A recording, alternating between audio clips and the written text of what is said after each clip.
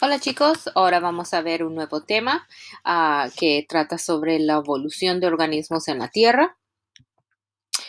¿Qué piensas cuando ves esta imagen y cómo se relaciona a el tema de evolución? ¿Qué es lo que es la evolución?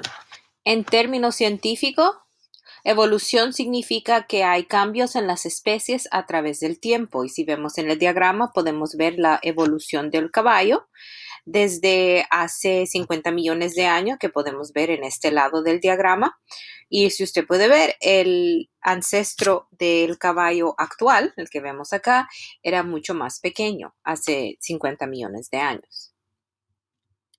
La teoría de evolución biológica indica que muchos de los organismos multicelulares grandes y complejos que tenemos hoy y que nosotros podemos ver han evolucionado de organismos que eran simples y mucho más pequeños que ellos. Vimos en el ejemplo del caballo que el ancestro común del caballo que tenemos ahora actualmente era un caballo o un organismo, un animal muy, muy pequeño y lo mismo con el camello. Hace 66 millones de años, el ancestro común del camello que tenemos ahora actualmente era un organismo de tamaño mucho más pequeño. Súper importante, la población de especies evolucionan durante varias generaciones. Estamos hablando de miles de años. Una población de especie de algún tipo de organismo no va a evolucionar durante su vida en la Tierra. Los individuos no evolucionan. Por eso les pongo aquí esta imagen. Vemos que este hombre comenzó como un bebé, después un niño, un adolescente, un hombre, una persona mayor y un anciano. Esta persona ha envejecido durante su vida, no ha evolucionado. La evolución solo puede ocurrir durante que ha pasado varias generaciones. Y vamos a estudiar dos científicos que son muy importantes para la teoría de evolución. Primero es el francés Jean-Baptiste Lamarck y la teoría de herencia de las características adquiridas. Y después vamos a estudiar a Charles Darwin con su teoría de selección natural. La teoría de Lamarck era algo muy fácil de entender. Él vivió en Francia en 1744 hasta 1829 y era un científico que estudiaba los organismos. Y en 1809 él propuso que el medio ambiente de los organismos va a cambiar y los organismos van a luchar para poder adaptarse y sobrevivir. Y esta lucha los cambia o los modifica hasta que se adapten y su descendencia va a heredar estos cambios o estas modificaciones y les voy a enseñar lo que quiere decir.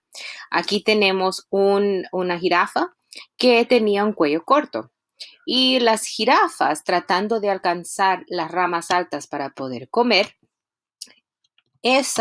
estirar del cuello es algo que adquirieron durante su vida y esa es la razón de que ahora las jirafas actualmente tienen el cuello largo porque se estiraron y el uso de su cuello para poder alcanzar las ramas más altas es algo que pudieron adquirir y las baby jirafas que tuvieron también tenían esa adaptación o este rasgo de un cuello largo. Baptiste creía en el concepto llamado herencia de las características adquiridas. Y esto significa que los rasgos útiles, o sea que pueden servir para su sobrevivencia, adquiridos en su vida, pueden ser transferidas a su descendencia de padres a hijos. Eso es lo que creía Lamarck, que si yo hago algo, lo uso y obtengo una adaptación durante mi vida, esa adaptación va a pasar a los hijos también. Pero la teoría de Lamarck no fue apoyada porque su teoría decía que cualquier característica de un organismo que se mejora durante el uso se pasará a su descendencia. Y esto no fue apoyado porque fue comprobado que es incorrecta. Los rasgos adquiridos no están determinados por los genes del organismo. Y podemos ver acá en esta imagen tenemos una actriz que su pelo natural es café. Si se cambia el color del pelo a ser rubia, ¿cuál sería el color del pelo de su descendencia o de su bebé? Tener el pelo rubio es un rasgo adquirido, pero sus genes ya traen el código genético para tener café oscuro. Entonces, ¿cuál va a ser el color del pelo del bebé? Ahora sabemos que las características adquiridas no se pasan a los descendientes y esta es la palabra clave, características adquiridas, que se pueden adquirir o se adquieren durante la vida. Solo las características determinadas por los genes pueden ser heredados por la descendencia. Por ejemplo, los culturistas tienen músculos muy desarrollados porque los usan frecuentemente y es levantar pesas y estar entrenando los hace que los músculos crezcan y ellos sean más fuertes. Pero eso no quiere decir que cuando estos dos culturistas tengan un bebé, el bebé va a tener esos rasgos de músculos bien desarrollados. Estas características, o sea, los músculos grandes, no pueden ser heredados. Se adquieren con años de práctica. La teoría de Darwin, segundo científico, él hablaba sobre la selección natural o la selección de la naturaleza.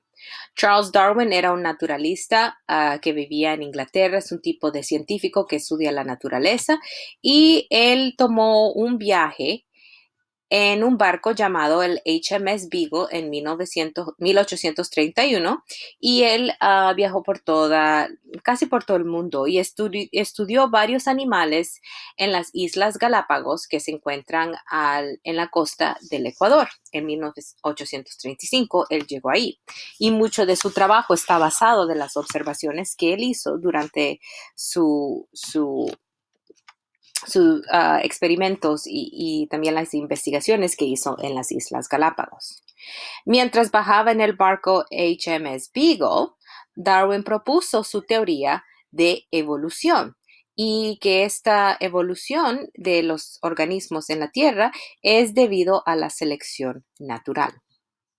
Él pudo demostrar que todos los seres vivos evolucionaron de otros seres vivos. ¿Y qué es lo que observó Charles Darwin? Aquí estamos viendo un mapa de la costa de Ecuador y aquí están las Islas Galápagos. Él observó que en cualquier población hay algunos individuos que son un poco diferentes que los otros. Y si podemos ver aquí, estos se llaman finches o en español son pinzones. Y todos estos pinzones son un tipo de pájaro que vive en estas islas, pero él se fijó que tenían los picos de diferentes tamaños. Aquellos individuos que tienen una variación que les da una ventaja en mantenerse vivos, el tiempo suficiente para reproducirse con éxito, son los que transmiten sus rasgos a su descendencia. ¿Qué quiere decir eso en términos simples? Bueno, si yo tengo algo que me ayuda a poder sobrevivir y vivo suficiente tiempo para poder encontrar una pareja y tener bebés, entonces los rasgos beneficiosos, los que me ayudaron a sobrevivir, van a poder ser pasados a mis bebés.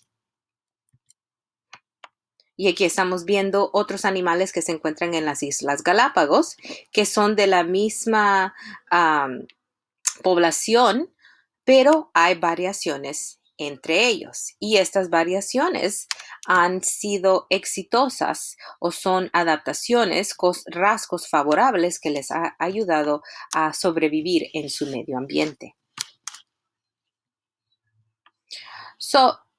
Darwin se puso a explicar la evolución de jirafas, pero según la teoría de selección natural. En una población ancestral habían jirafas con diferentes longitudes de cuello.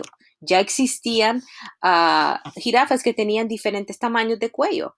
Y en la lucha por sobrevivir, aquellos que tenían el cuello más largo podían alcanzar las ramas más altas. Esos podían comer, podían estar fuertes, podían sobrevivir. Los que tenían el cuello corto, desafortunadamente, no había nada que podían hacer, no podían estirar su cuello más de lo que el tamaño que era, y esas son las que no iban a poder existir o mantenerse vivos y mueren. Las jirafas con cuello un poco más largo logran dejar mayor descendencia porque esas son las que pudieron sobrevivir en su medio ambiente y pudieron llegar a reproducirse. Y ese rasgo o esos genes, mejor dicho, esos genes que les da el cuello largo a esas jirafas han sido pasadas a su descendencia. Así, la naturaleza favorece cualquier variación que representa una ventaja en la supervivencia. Después de muchas generaciones, las jirafas todas tendrán un cuello más largo que sus ancestros hace muchos años, como los que podemos ver acá. No es porque se estiraron que pudieron comer y tener y poder llegar a una edad de reproducción y dejar descendencia, sino que ellos ya tenían los genes para detener el cuello largo, y eso es la razón por qué pudieron alcanzar la comida, pudieron sobrevivir y pudieron dejar descendencia que también tenía esos genes heredados para tener el cuello largo.